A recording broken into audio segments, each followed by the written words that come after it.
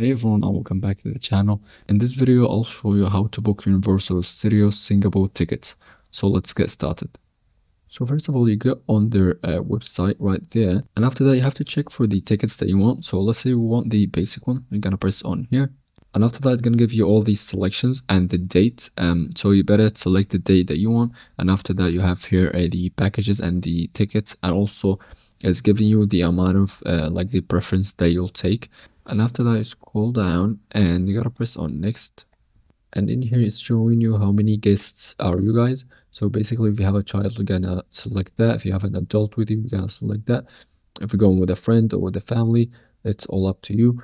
And after that, you scroll down. And in here, you're gonna put your name and your number, and also put the email. And also, you're gonna confirm the payment method.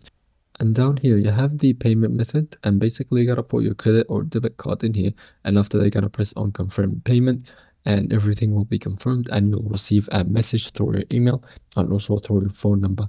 So yeah, that was the video for today. Don't forget to like and subscribe, and see you guys in the next video. Cheers.